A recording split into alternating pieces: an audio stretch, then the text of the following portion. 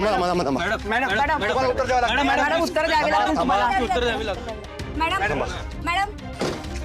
Madam cheating प्रकरणात तुमचं नाव आलं, याबद्दल तुमचं काय मत आहे? तुम्हाला बेकायदेशीरपणे पास केल्यामुळे आज तुमचे वडील तुरुंगात आहे, हे तुम्हाला वाईट वाटत नाहीये का?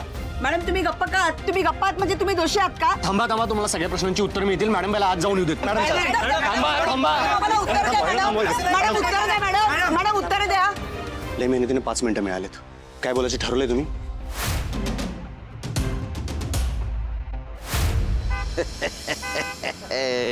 त्या ईश्वंभर राजे शिर्क्याच्या फासाची दोरी फायनली आपल्याला गावलेली आहे. लय उडत होता ती. आता बस म्हणा बोंबलत. आमचा प्लॅन सक्सेसफुल झालेला आहे. आता त्यो राजीनामा बी देणार. पोलीस त्याला घेऊन बी गेले. आता त्याची कसून चौकशी होणार. मग याची राजकारणाची जी कारकीर्द आहे की नाही ती ठप्प होणार. आणि मग राज्याच्या राजकारणात एकच नाव गाजणार, विक्रम घाडगे पाटील. पण या समध्यामध्ये तुमचं लय आपल्याला मदत झालेली आहे. तुमचं लय आभार. आता फक्त एकच काम करायचं. तुमच्या चॅनलवरती आपला इंटरव्ह्यू ठेवा. त्या विश्वंभर राजे शिर्क्याच्या भ्रष्टाचाराची पोलखलच करून टाकू आम्ही. समद्यानं समजल यो विक्रम गाडगे पाटील कच्चा खिलाडी नाही, तर राजकारणातला मोठा धुरंदर आहे.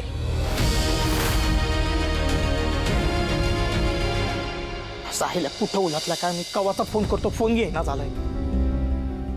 अरे बाबा साहिल्या कुठं गायब झालाय? कवापासून फोन करतो, फोन उचलता येत नाही वय. बिझी होतो जरा.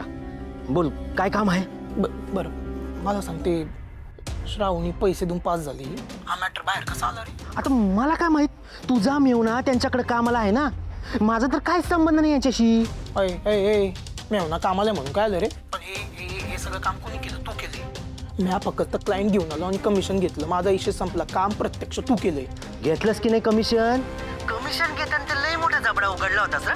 हे बघ, कमिशन घेणारा बी तितकाच जबाबदार असतो जितका की मी. अरे बाबा आधीच इथं भीतीनं माझी वाट लागली. तू नको आणखी लोड देऊ.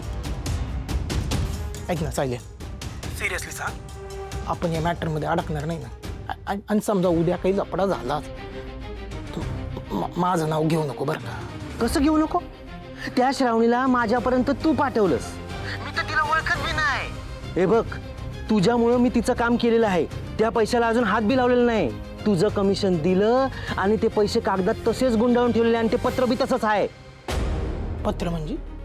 एका माणसानं कागदात गुंडाळलेलं पैसे आणि पत्र दिलं मला. त्यात लिहिलं होतं श्रावणीला पास कर, म्हणून मी पास केलं. एक मिनिट, म्हणजे ती स्वतः आली नाही पैसे द्यायला?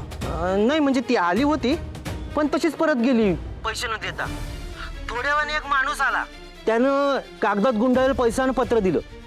मला वाटलं तिनंच धाडलं असेल त्याला. हे बघ, आता अपोजिशन वाल्यांनी प्रकरण टाळून धरलंय. पोलीस जर माझ्यापर्यंत आलं तर ते तुझ्यापर्यंत बी पोहोचणार. लक्षात ठेव. पुन्हा तेच नको ना म्हणून 1000दा सांगितलं. माझं नाव घेऊ नको. हे बग, मी कोल्हापूर सोडून चाललोय. जर म्या पकडलो गेलो तर तू बी पकडला जाणार. सायल्या ऐक. सायल्या कुठे या लफड्यात अडकलो काय माहित. मॅडम डबा आणलाय सा? साहेबांनी सकाळपासून काही खाल्लेलं नाहीये. कुठे आहेत ते? आत आहेत. मॅडम मॅडम तुम्हाला आज जाण्याची परवानगी नाही आहे. मला भेटायचंय त्यांना. नाही जमणार मॅडम, तशी आम्हाला वरून ऑर्डर आहे. तुम्हाला ऑर्डर पाहिजे ना? हे बघा ऑर्डर. मॅडम फक्त 5 मिनिट आहेत तुमच्याकडं.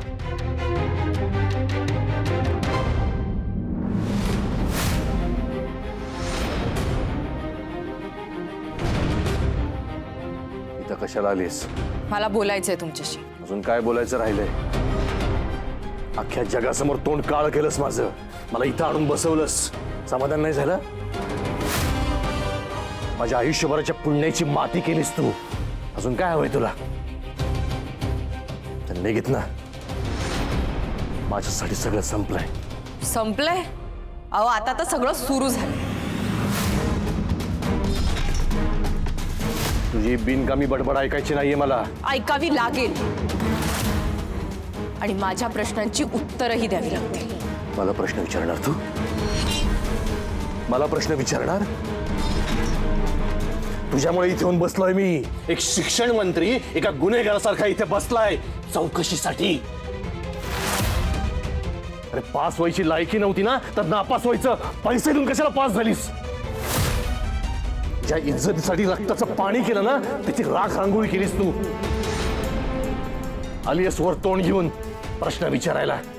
चल निघ इकडनं. मी चीटिंग केलेलं नाहीये.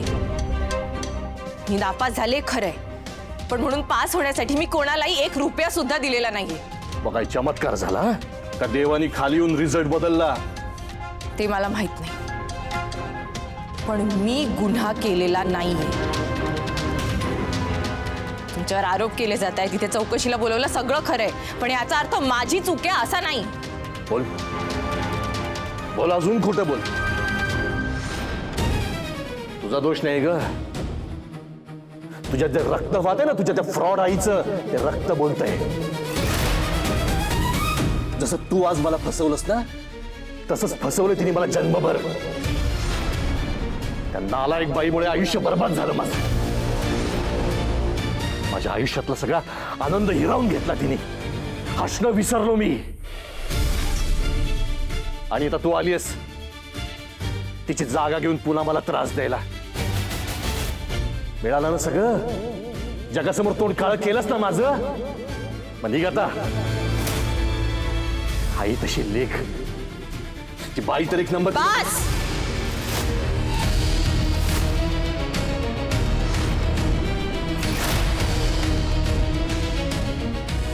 माझ्या आईबद्दल काहीही बोलायचं नाही आता.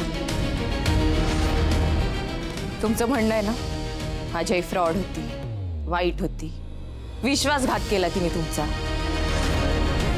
तिने असं काय केलं ते सांगा ना मला. शिरीष घाणेकर कोण? मी नाही ना आईला जाऊन विचारू शकत. ती आहे का इकडे? तुम्ही आहात ना, मग उत्तर द्या मला. की आपलं एक नाव घेतलं आणि आईवर आरोप लावला म्हणजे काय विषय संपला का तुमच्यासाठी साहेब?